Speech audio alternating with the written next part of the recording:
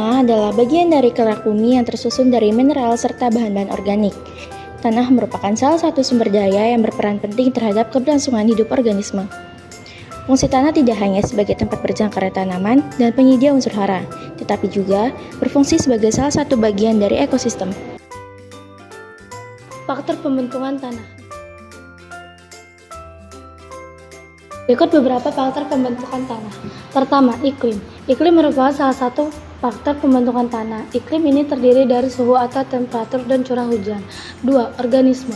Organisme membantu proses pelapukan organik dan kimiawi. 3. Bahan induk. Bahan induk tanah adalah bahan pemula tanah yang tersusun dari bahan organik dan atau mineral atau organik. 4. Topografi. Topografi yang berkaitan dengan faktor pembentukan adalah tinggi rendahnya lereng yang berpengaruh pada aliran permukaan. 5.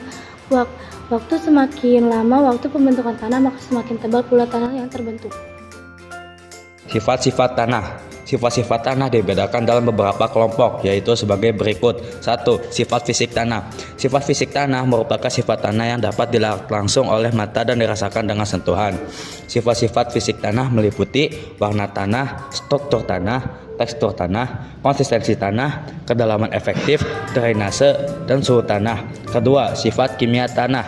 Sifat kimia tanah merupakan sifat tanah yang baru diketahui setelah dilakukan pengujian.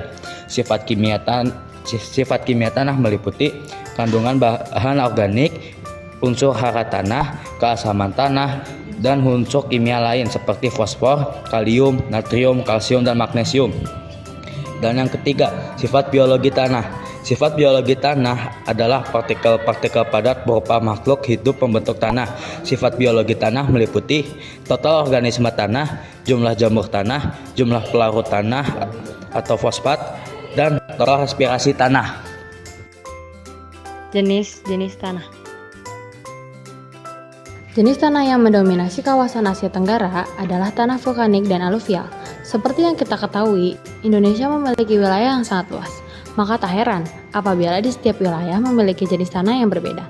Jenis tanah di Indonesia ada 10, yaitu 1. Tanah regasol, 2. Tanah andasol, 3. Tanah argonasol, 4. Tanah aluvial, 5. Potsol, 6. Potsolik merah kuning, 7. grumosol, 8. meditiran merah kuning, 9. litosol, dan yang terakhir adalah latasol. Horizon tanah.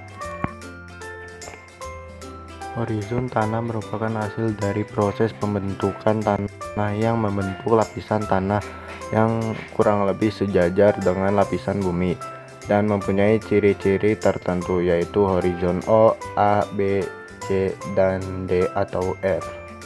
Horizon O adalah lapisan tanah yang bisa dikatakan sering berjamah manusia karena terletak paling atas dan ditubuhi tanaman. Horizon ini sangat kaya akan bahan organik. Ciri utama lapisan tanah ini ialah warnanya yang cenderung gelap kehitaman.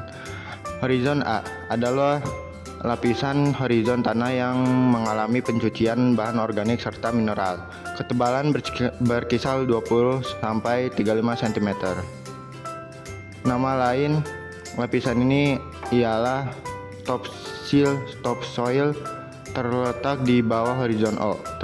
Tanah ini memiliki campuran bahan organik juga sedimen, sehingga warna paling gelap dibandingkan lapisan lainnya. Mengapa? Karena horizon A terdiri dari humus akar tanaman, unsur hara, juga biota atau makhluk hidup lainnya.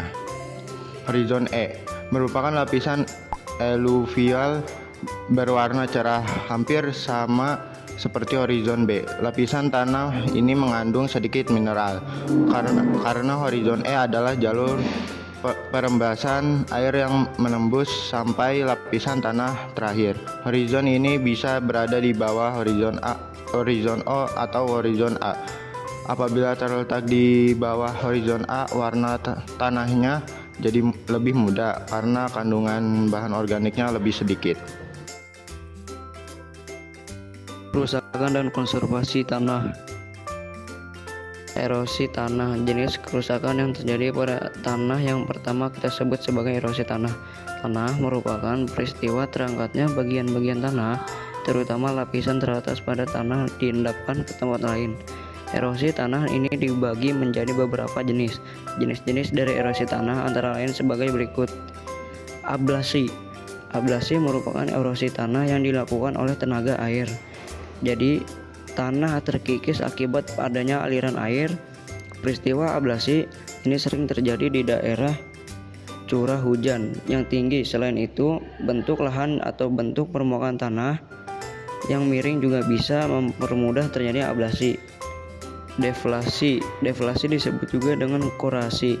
Deflasi atau korasi ini merupakan peristiwa erosi tanah yang disebabkan oleh angin. Ditiupan angin yang terlalu kencang akan mampu mengangkat partikel-partikel tanah sehingga terjadi erosi. Deflasi atau korosi ini biasa terjadi di daerah gurun atau daerah yang memiliki iklim kering. Eksarasi. Jenis erosi tanah yang selanjutnya adalah eksarasi. Merupakan erosi yang disebabkan oleh gletser. Gletser sendiri merupakan kikisan dari massa salju yang bergerak menuruni lereng. Gletser ini ada di daerah yang bersalju. Karena disebabkan oleh gletser, maka eksarasi ini terjadi di banyak daerah yang mempunyai salju. Upaya penanggulan kerusakan tanah. Ketika ada kerusakan yang terjadi, maka hal wajib yang harus kita lakukan adalah segera melakukan upaya penanggulan. Upaya penanggulangan yang dapat dilakukan manusia beberapa macam, yaitu daur ulang. Cara pertama yang dapat dilakukan sebagai upaya penanggulan kerusakan pada tanah adalah dengan melakukan kegiatan daur ulang. Daur ulang ini diperuntukkan bagi sampah-sampah non-organik agar dapat mengurangi polutan di tanah. Daur ulang sampah plastik misalnya dapat diubah menjadi berbagai barang yang bermanfaat bagi kehidupan sehari-hari. Dan menampung limbah cair. Menampung limbah cair selain daur ulang, upaya untuk menanggulangi kerusakan tanah yang lainnya adalah menampung limbah cair sisa-sisa kegiatan produksi maupun kegiatan sehari-hari tertentu saja. Hal ini berlaku bagi limbah yang mempunyai bentuk cair. Limbah cair dapat dihasilkan dari kegiatan produksi industri maupun kegiatan rumah tangga. Sekian dari kelompok kami. Mohon maaf apabila ada kesalahan kata. Terima kasih.